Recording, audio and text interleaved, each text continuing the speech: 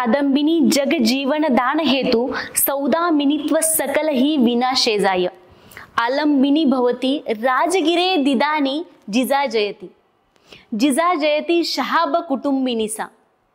शिवराज प्रशस्ती गागा भट्ट। म्हणजे हे जे काही वर्णन केलेलं आहे हे गागा भट्टांनी शिवाजी महाराज यांच्या राज्याभिषेकाच्या वेळी केलेलं आहे।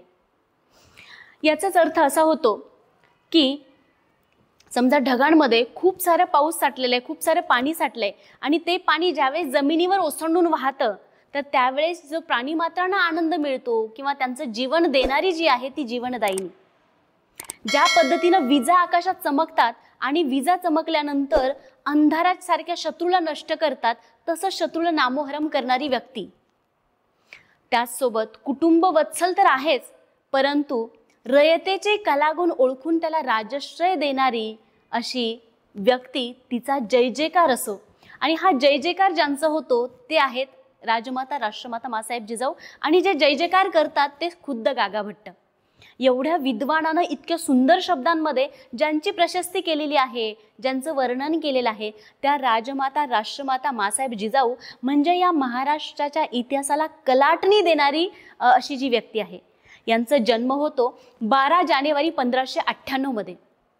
आजपासून ठीक 427 वर्षापूर्वी सिंदखेड नगरीमध्ये बुलढाणा जिल्ह्यातील सिंदखेड या गावी राजमाता राष्ट्रमाता माँसाहेब जिजाऊ यांचा जन्म होतो। आता जन्मानंतर काही दिवसांनी त्यांचं शिक्षण चालू होतं, घरामध्येच त्यांचं शिक्षण होतं। याच्यामध्ये त्यांना अनेक भाषा अवगत असतात, मग त्यामध्ये मराठी आहे, फारसी आहे, संस्कृत आहे, कन्नड आहे, तेलुगू आहे, हिंदी आहे, अशा भाषांचं ज्ञान जिजाऊ घरामध्येच घेतात। म्हणजे काही आज जर विचार केला तर काही काळापूर्वी म्हणजे जिजाऊच्या काळाच्या वेळेस जर पाहिलं तर काही विशिष्ट महिलांना म्हणजे राजकारणातील महिलांना म्हणा शिक्षण घेण्याचा अधिकार होता, परंतु घरातच शिकवल्या जायचं। फक्त भाषेचंच नाही तर मग तलवारबाजी असेल, घुडसवारी असेल, दानपट्टे चालवणे असेल असं युद्ध कौशल्य सुद्धा जिजाऊने अवगत केलेलं होतं। अशा जिजाऊंचा 1610 रोजी वेरूळच्या भोसले घराण्यातील शहाजीराजे भोसले यांच्यासोबत विवाह होतो। शहाजीराजे आदिलशाहीचे सरदार होते। आता त्यावेळेस जिजाऊंचा विवाहानंतर जर जिजाऊने ठरवलं असतं तर सरदाराशी लग्न झालंय, गडगंज संपत्ती आहे, अधिकार आहेत, त्या सुखी संसार करू शकल्या असत्या, आनंदानं त्यांचा संसार झाला असता। परंतु या सगळ्या ऐश्वर्यावर त्यांनी खरं तर मात करत त्यांनी आपलं जीवन जगलं आणि जिजाऊंचा संसार म्हटलं तर स्वराज्य निर्मितीच्या राजकारणात गुंफला गेला। आता जिजाऊंचं पुढचं चरित्र जर पाहिलं तर म्हणजे शिवजन्मानंतर शिवाजी महाराजांच्या जन्मापासून तर छत्रपती बनेपर्यंत जो प्रवास आहे तो त्यांनी जिजाऊंसोबतच घालवलेला आहे। आता जिजाऊ म्हटलं तर फक्त शिवाजी महाराजांची आई एवढीच ओळख आजपर्यंत आपल्याला होती, पण मराठा सेवा संघ त्याचबरोबर खेडेकर साहेब या सगळ्यांनी जिजाऊ चरित्रेचा अतिशय काय म्हणतात त्याला सखोल असं अध्ययन करून, सखोल असा अभ्यास करून आपल्यासमोर जिजाऊंचं चरित्र आणलं। जिजाऊंचं चरित्र म्हणजे स्वराज्य निर्मितीचा खरं तर मूळ पाया आहे। 1620 मध्ये खंडागडीचं हत्ती प्रकरण होतं। जिजाऊंचे सख्खे मोठे भाऊ दत्ताजीराव जाधव यांचा त्या खंडागडी हत्ती प्रकरणामध्ये मृत्यू होतो आणि तो मृत्यू जिजाऊंच्या चुलत दीराच्या म्हणजे संभाजीराजे भोसले यांच्या हातून ते मारल्या जातात। आता त्यातून ह्या दोन घराण्याचं वैर सुरू होतं। लखोजीराव जाधव यांनी रागाच्या भरामध्ये मग त्या संभाजीराजांवर वार करतात आणि त्या ठिकाणी संभाजीराजे भोसले म्हणजे जिजाऊंचे चुलत दीर त्यांचाही मृत्यू होतो, तेही मारले जातात। शहाजीराजांवरही हल्ला होतो, तलवारीचा घाव त्यांना बसतो, पण ते वाचले जातात। आता ह्या प्रकरणामध्ये जिजाऊंनी खूप विचार केला आणि त्यावेळेस त्यांना वाटलं की परकीय सत्तेसाठी मराठ्यांचं म्हणजेच जिजाऊंच्या माहेरच्यांचं आणि सासरच्यांचं रक्त सांडतंय। यादवांचा इतिहास आणि भोसल्यांचा इतिहास हा एकमेकांच्या रक्तानं लिहिला न जाता दोघांच्या रक्तानी मराठ्यांच्या स्वराज्याचा इतिहास जर निर्माण व्हायचा असेल, रयतेच्या सुखासाठी जाधव आणि भोसल्यांचं रक्त जर कामी यावं असं इथे जर वाटत असेल जिजाऊंना, रयतेचं स्वराज्य स्थापन व्हावं असं जिजाऊंना वाटत होतं, बळीचं राज्य स्थापन व्हावं, मराठी साम्राज्य किंवा मराठी स्वराज्य यावं यासाठी जिजाऊंनी नियोजनाला सुरुवात केली। आणि जिजाऊ आणि शहाजीराजे यांनी स्वराज्य निर्मितीचा निश्चय केला। मग त्यासाठी वाटेल त्या संकटांना सामोरे जावं लागलं, प्रसंगी त्यांना अनेक आपत्ती भोगाव्या लागल्या, पण काहीही झालं तरी सुद्धा आता आपण थांबायचं नाही आणि नवीन जोमानं त्यांनी सुरुवात केली। आता जाधव भोसले एक झाले, तर आपलं काय होईल या भीतीने निजाम पेटून उठला आणि निजामानं 25 जुलै 1629 रोजी लखुजीराजे जाधव आणि त्यांचे नातलग अशी 41 जणांची हत्या घडवून आणली. आता बघा, जिजाऊंचं माहेर संपलंय, जिजाऊंचे वडील यांचा खून झालाय, स्वतःचे भाऊ किंवा भाचे या सगळे संपले. आता आपण काय करायचं? म्हणजे एका मुलीच्या पाठीवरनं ज्यावेळेस बापाचा हात निघतो त्यावेळेस काय होतं? आत्ताच आपण बीड जिल्ह्यातील प्रकरण बघतोय. एका मुलीची बापाच्या साठी किती आर्तहाक आपण बघितलेले आहे, संतोष देशमुख यांच्या मुलीची. अगदी त्याच पद्धतीनं जिजाऊंचंही माहेर संपलं होतं, वडील मारल्या गेलेले होते. आता आपण काय करायचं? रडत बसायचं का? तर नाही. एक इतिहास आपल्याला सांगतो की मराठी स्त्रिया ज्यावेळेस अन्यायाविरुद्ध पेटून उठतात त्यावेळेस ते एक नवीन इतिहास लिहितात. आणि ज्यावेळेस मराठी स्त्रियांचं कुंकू पुसण्याचे पराक्रम केले जातात तेव्हा अन्यायाविरुद्ध उभ्या टाकणाऱ्या महिला परमेश्वरालाही वाकवू शकतात. आणि जिजाऊंचं राजकारण किंवा जिजाऊंचं राजकारण म्हणजे स्वराज्य निर्मिती आहे. आणि इथून पुढे जिजाऊंनी स्वराज्य निर्मितीची, स्वराज्याची शपथ घेतली आणि तिथून पुढे त्यांचे संस्कार चालू झाले. आता 1629 मध्ये बालशिवबा जिजाऊंच्या पोटात होते, जिजाऊ गरोदर होत्या. आता जिजाऊंचे संस्कार शिवबांना खरं तर गरोदरपणापासूनच चालू झाले, पण शिवबांच्या जन्मानंतर जिजाऊंनी जर शिवबांना संस्कार दिले असतील तर नेमके काय दिले असतील? आपण सांगतो की जिजाऊ श्रीकृष्णाच्या, रामाच्या, जर रामाच्या कथा किंवा श्रीकृष्णाच्या बालकथा जिजाऊ सांगत असतील तर शिवबांना नेमकं काय सांगत असतील? तर शिवबा यांना त्या सांगत असतील की सर्व संघटनाचं महत्त्व किंवा संघटन कौशल्य त्या सांगत असतील. श्रीकृष्णाला त्या सांगत असतील की जसं श्रीकृष्ण गोपाळकाला करत होते तसं जात धर्म पंथ या सगळ्यांना विसरून एकत्रित भोजन जे काही आहे, सहभोजन जे काही आहे ते सुरू झालं पाहिजे. जसं श्रीकृष्णानं बालसवंगड्यासह दगडाचा मारा करून त्या गोवर्धन पर्वता आडून दगडाचा मारा करून इंद्र आणि त्यांचे जे काही विष्णू यांना पळता भुई थोडी केली होती, तसंच शिवबांना सुद्धा तेली, माळी, साळी, कोळी, धनगर या सगळ्यांच्या मुलांना, सवंगड्यांना, मावळ्यांना सोबत घेऊन जर तुम्ही चालले तर नक्कीच तुम्ही हा सह्याद्री म्हणजे गोवर्धनासारखा हा सह्याद्री तुमची पाठराखण करेल आणि स्वराज्य आपल्याला सहज मिळवता येईल. बघा किती सुंदर विचार जिजाऊंनी सांगितला होता.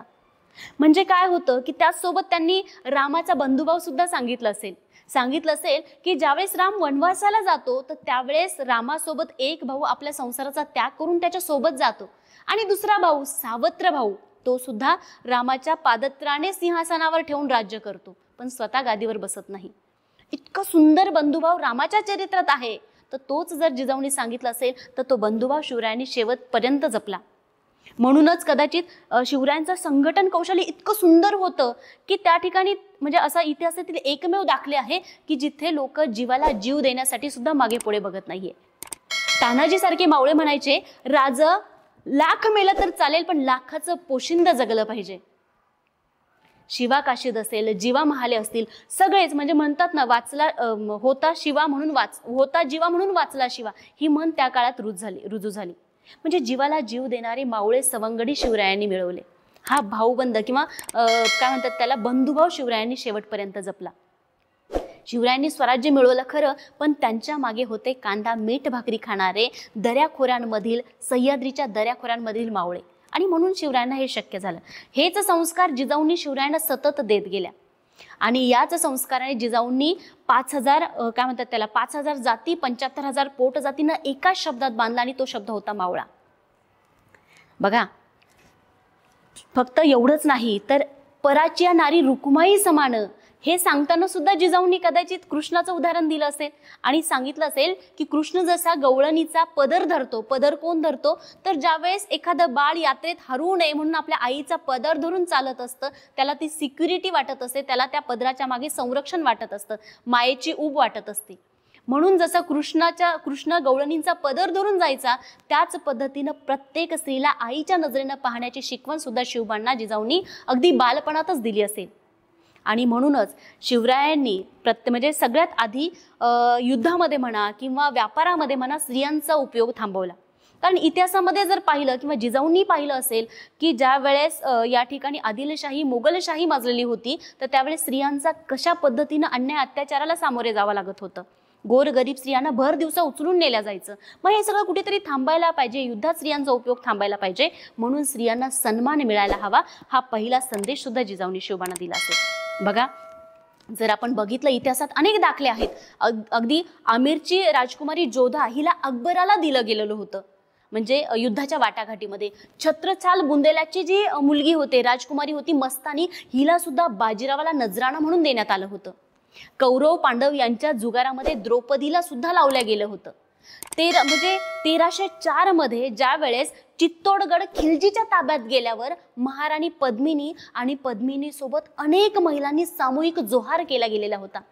हा महिलांवरील अन्याय अत्याचार कुठेतरी थांबायला हवा, हा इतिहास पुसून काढता यावा, म्हणून जिजाऊने सतत प्रयत्न केला. मग स्त्री कोणत्याही जाती धर्माची असू दे, तिच्या आबरूचं राखण केलं गेलं पाहिजे, हा संस्कार जिजाऊने दिला. फक्त शिवरायांना नाही तर शिवरायांच्या मावळ्यांना, रयतेला सुद्धा हा संस्कार दिला. आणि यासाठी उदाहरण सुद्धा त्यांनी दाखल केलं. ज्यावेळेस रांझ्याचा पाटील, खेड बारसाच्या रांझ्याचा जो पाटील होता, त्याने एका मुलीसोबत बदअमल केला, त्यावेळी त्याचे हातपाय तोडून चौरंग करण्याची शिक्षा 28 जानेवारी 1646 या दिवशी जिजाऊंच्या मार्गदर्शनाखाली शिवबांनी दिली. म्हणजे बघा, त्यावेळी शिवबा अवघ्या 16 वर्षाचे होते. इतके सुंदर दाखले उदाहरण, इतके चांगले दाखले जिजाऊन किंवा काय म्हणतात त्याला, दाखले जिजाऊंनी शिवरायांसमोर प्रदर्शित केले. हे संस्कार जिजाऊंनी शिवरायांना दिले. फक्त संस्कार हे सांगून दिले जात नाही, तर प्रत्यक्ष बघण्यामध्ये सुद्धा मुलांना मिळत असतात. बघा, ज्यावेळेस 1642 मध्ये जिजाऊ शिवरायांना घेऊन पुणे या ठिकाणी आल्या, पुणे परगण्याला आल्या, तर पुणे, खेड, शिवापूर ही जहागिरी शहाजीराजांना मिळालेली होती.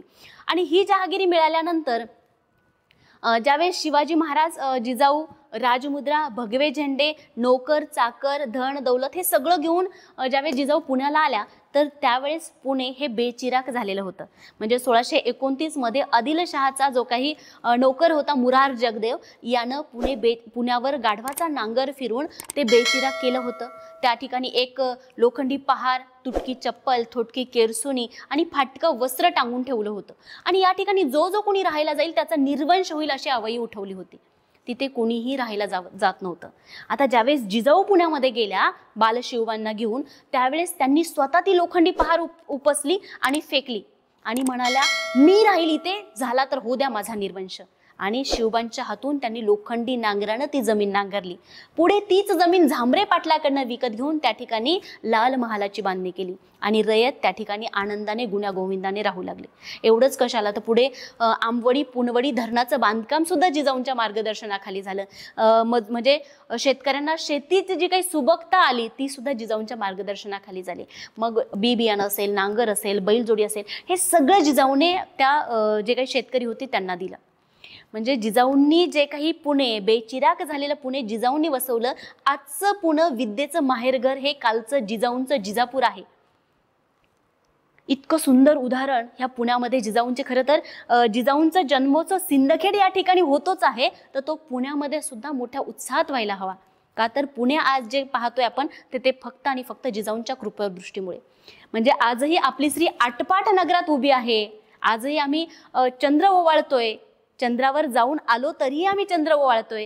पण जिजाऊंनी त्या काळात आटपाट नगराला लात मारली. त्या काळात त्यांनी अंधश्रद्धेला खणखणीत चपराक मारलेली आहे. एवढंच कशाला, तर रायगडाची ज्यावेळेस स्वराज्याची पायाभरणी होत होती, तर त्यावेळेस कामगारांना काही सोन्याच्या मूर्ती आढळून आल्या. तर त्यावेळेस त्यांनी सांगितलं की या सोन्याच्या मूर्ती टाक गल्लीत न्या, त्या मोडा, त्यातून मुद्रा पाडा आणि त्या मुद्रा जर स्वराज्याच्या कामी आल्या तर ही खरी ईश्वर सेवा, ही खरी देवपूजा ठरेल. अंधश्रद्धा आणि धार्मिक दहशतवाद गाडण्याचं काम जिजाऊंनी 16व्या शतकात केलं.